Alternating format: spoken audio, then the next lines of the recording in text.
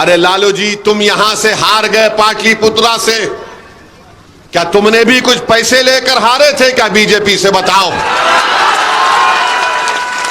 बताओ। तेजस्वी, तुम्हारी बहन 2-2 मर्तबा हार गई, कितने की डील तुम्हारी हुई थी बीजेपी से? बताओ हमको।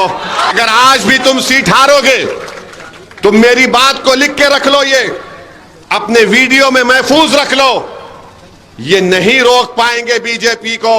उनके 2-2 बेटों को आपने विधायक बनाया, मंत्री बनाया, डिप्टी चीफ मिनिस्टर बनाया। अब लालू जी का दिल नहीं भरता है तो कह दिए कि अब मेरी 2-2 बेटियों को भी मैं सांसद बनाऊंगा। ये राजद के चमचे, ये दमछल्ले पुकार पुकार कर कहेंगे। देखो, ओवैसी ने कह दिया, मैं सच्चाई को बयान कर रहा हूं। 22 उनके उम्मीदवार राजद ने दिए।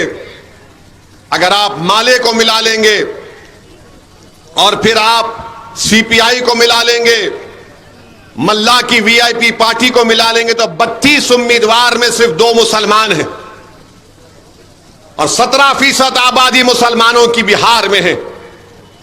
और लालू जी और तेजस्वी हम पर इल्जाम लगाते हैं कि ओवैसी वोट काटने को आया है। अरे तुम्हारे परिवार से 2 और 22 में हमारे 2, बताओ ये कौन सा इंसाफ है मेरे अजीज दोस्तों और बुजुर्गों? बीजेपी का डर दिखाएंगे, मोदी की बात करेंगे। अरे सबसे ज्यादा नुकसान अगर बीजेपी के 10 साल में किसी को हुआ, क्या लालू जी और तेजस्वी का घर तोड़ा गया बुलडोजर से? बोल दो आप। बुलडोजर तो मेरे घर पर चला। ये बीजेपी के उम्मीदवार हैं रामकृपाल यादव, ये कहां से आए बताइए आप? ये कौन सी पार्टी छोड़कर गए? अगर हमारी पार्टी से कोई छोड़कर चला जाता तो हम पर उंगलियां उठाई जाती हैं। मैंने देखा रामकृपाल यादव को 2004 में जब पहली मर्तबा हम हैदराबाद की आवाम ने अल्लाह के फजल करम से हमको कामयाब करके पार्लियामेंट को भेजा, तो रामकृपाल यादव लालू के साये का काम करते थे, उनके पीछे रहते थे। और आज वो भाजपा में चले गए, मगर हम चुनाव लड़ रहे हैं बिहार में, तो राजद के पेट में दर्द शुरू हो जाता है कि ओवैसी यहां पर क्यों आए हैं? वोट काटने के लिए आए हैं। फिर मैं आपको बताना चाह रहा हूं कि हम पर इल्जाम लगाने वाले ये भूल जाते हैं कि हम सिर्फ किशनगंज लड़े, पूर्णिया, कटिहार, अररिया हम नहीं लड़े। अगर हम वो लड़ते तो क्या हो जाता मालूम आपको? ये लोग इलेक्शन लड़ भी नहीं पाते। और हम इसलिए नहीं लड़े क्योंकि अख्तरुल ईमान की दरिया दिली की वजह से हम नहीं लड़े। उन्होंने कहा कि सर, तस्लीमुद्दीन साहब मरहूम सीमांचल के गांधी के नाम से याद किए जाते हैं, तो हम उनके बेटे के खिलाफ उम्मीदवार ना खड़ा करें। फिर दूसरा उन्होंने कहा कि सर, हम सिर्फ किशनगंज लड़ते हैं, सीमांचल की एक ही सीट हम लड़ेंगे।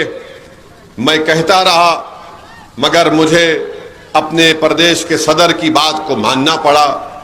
और उसका नतीजा क्या निकला? राजद ने हमारे 4 एमएलए को खरीद लिया। अख्तरुल ईमान साहब, आफताब साहब, मंजलिस के कई सैकड़ों अराकीन ने 5 साल मेहनत की हैदराबाद से माजिद हुसैन के साथ, और सीमांचल की जनता ने वहां पर हमारे 5 एमएलए को कामयाब किया। लालू यादव ने और तेजस्वी यादव ने, नीतीश कुमार ने उस 4 एमएलए को खरीद लिया। और क्यों खरीदा उन्होंने? क्योंकि वो नहीं चाहते थे कि बिहार में आपकी एक सियासी लीडरशिप बनकर उभरे। लालू को तकलीफ हो गई, तेजस्वी परेशान हो गए। ये कौन लोग हैं जो हैदराबाद से आकर बिहार में एक मुसलमानों की अल्पसंख्यक समाज की सियासी लीडरशिप को पैदा कर रहे हैं? इनको तकलीफ इस बात की हो गई कि वो समाज के लोग हैं जो हमारी सामने नजर मिलाकर नहीं बात करते, जो उनको कहते हैं वो उसका हुक्म मानकर तामील करते हैं। ये कौन है जिन्होंने आज हमारे सामने इनको लाकर खड़ा कर दिया? तकलीफ तेजस्वी को क्यों हुई, नीतीश को क्यों हुई? क्योंकि ये समझते हैं कि मुसलमान इनका बंदी है, मुसलमान इनका यरगमाल बना कर रखेंगे, मुसलमानों को गुलाम बना कर रखेंगे और जैसे चाहे उनको इस्तेमाल करेंगे, इनका इस्तेसाल करेंगे, इनको धोखा देकर वोट लेंगे।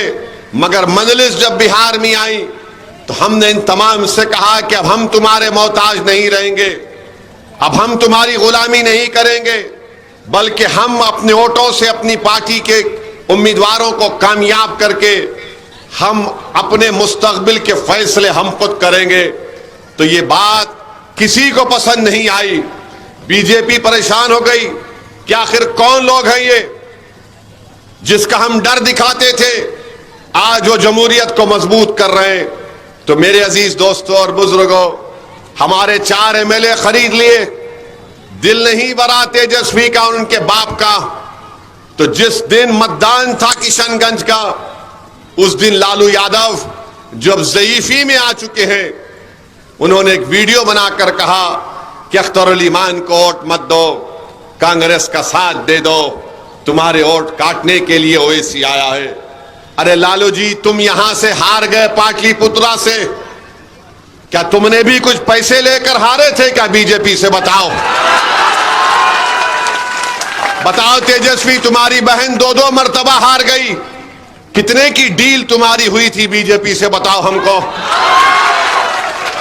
2019 में 1 सीट पर मजलिस लड़ी किशनगंज से, अख्तर भाई को 3 लाख वोट, करीब 3 लाख वोट मिले। 40 में से 1 ही सीट जीतती है गठबंधन, वो किशनगंज से। बताओ तुमने कितने पैसे लेकर मोदी से सीट हार गए अपनी तुम? अगर आज भी तुम सीट हारोगे, तुम मेरी बात को लिख के रख लो, ये अपने वीडियो में महफूज रख लो, ये नहीं रोक पाएंगे बीजेपी को। आप मेरी बात को लिख के रख लो, ये नहीं रोक पाएंगे। अब मैं जब ये बात कहूंगा तो कल से ये राजद के चमचे, ये दम छल्ले पुकार पुकार कर कहेंगे, देखो ओवैसी ने कह दिया। मैं सच्चाई को बयान कर रहा हूं। जब 4 तारीख को नतीजा आएगा तो आप बोलेंगे कि हाँ, एक दीवाना आकर ये बात हमसे करके गया था। मगर देर मत करो, ये नहीं रोक पाएंगे मेरे भाई। इनके पास दमखम नहीं है, इनके पास मर मिटने का जज्बा नहीं है। ये सिर्फ चुनाव क्यों लड़ रहे हैं बता रहा हूं। राजद चुनाव लड़ रही है अपने परिवार को बचाने के लिए। राजद चुनाव लड़ रही है कि परिवार बच जाएगा तो 25 के विधानसभा में हम कुछ सीटें हासिल कर लेंगे। आप बताइए, एक एक आपने कितने बरस लालू प्रसाद यादव को और मोहतरमा राबड़ी देवी साहिबा को मुख्यमंत्री का मौका दिया। उनके 2-2 बेटों को आपने विधायक बनाया, मंत्री बनाया, डिप्टी चीफ मिनिस्टर बनाया। अब लालू जी का दिल नहीं भरता है तो कह दिए कि अब मेरी 2-2 बेटियों को भी मैं सांसद बनाऊंगा। क्या यहां से आपके दरमियान में कोई पाटलिपुत्रा का एमपी नहीं बन सकता था? क्या आप में काबिलियत नहीं है? मगर नहीं, वो सिर्फ यही चाहते हैं कि परिवार को बचाया जाए और फिर इसीलिए अपनी दोनों बेटियों को उन्होंने उम्मीदवार बना दिया। 22 उनके उम्मीदवार राजद ने दिए।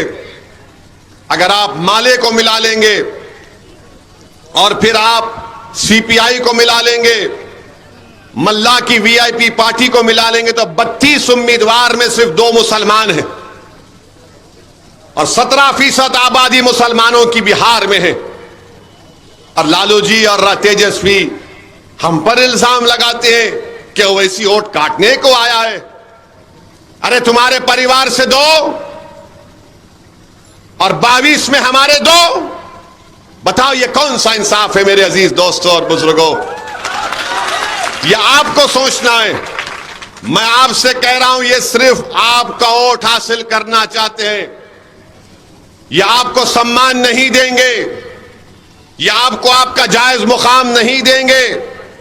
ये सिर्फ वोट हासिल करते जाएंगे, बीजेपी का डर दिखाएंगे, मोदी की बात करेंगे। अरे सबसे ज्यादा नुकसान अगर बीजेपी के 10 साल में किसी को हुआ, क्या लालू जी और तेजस्वी का घर तोड़ा गया बुलडोजर से? बोलो आप। बुलडोजर तो मेरे घर पर चला। अतीक को गोलियां मारी गई, क्या तुम्हारी औलाद पर गोलियां किसी ने चलाई? शहाबुद्दीन जेल में थे तो सीवान की सरजमीन शहाबुद्दीन को नहीं मिली दफनाने के लिए। हम पे जुल्म हुआ। क्या तुम्हारी बेटियों से हिजाब खींचा गया? क्या हमारी अज़ाओं पर गालियां दी गई? किसने किया ये?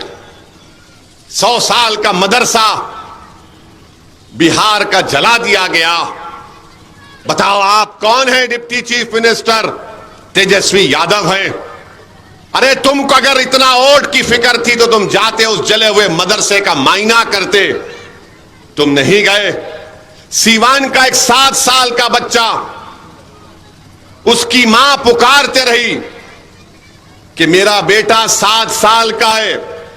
जो 16 साल के कम उम्र के होते हैं वो जेल को नहीं भिजाए जाते, उनका एक अलग घर होता है बच्चों का, जुवेनाइल होम कहते हैं अंग्रेजी में। वो मां पुकारते रही, वो मां कहते रही तेजस्वी से कि तेजस्वी मेरा बेटा 7 साल का है, जेल मत भिजाओ। 7 दिन वो मां सीवान की जेल के सामने बैठी रही। आज तुम ओवैसी को गाली देते हो जालिमों।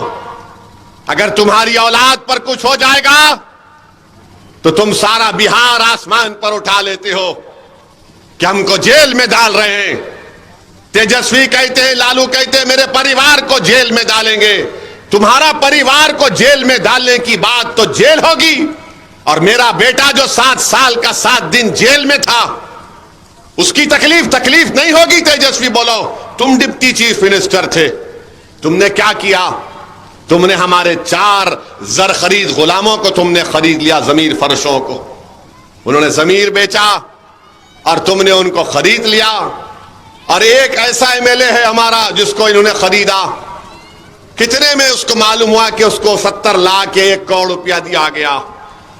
वो जाकर अपना ईमान बेच दिए और दुबई में होटल खोलते हैं। वो दुबई में होटल खोला, होटल का इनॉग्रेशन करवाया क्रिकेटर अजहरुद्दीन से।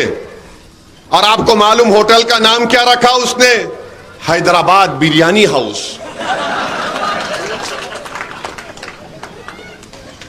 यानी हम सब 5 साल तूफान आया, सैलाब आया, जमीन कट रही है, हम दौड़ रहे हैं। सीमांचल की जनता ने उनको कामयाब किया तो उन्होंने हमारी पार्टी को धोखा दिया। तो ये सिर्फ खरीदना जानते हैं, जो बिकता है उसको खरीदते हैं, जो नहीं बिकता उस पर इल्जाम लगा देते कि ये मिला हुआ है, बी टीम है, वोट काटने वाला।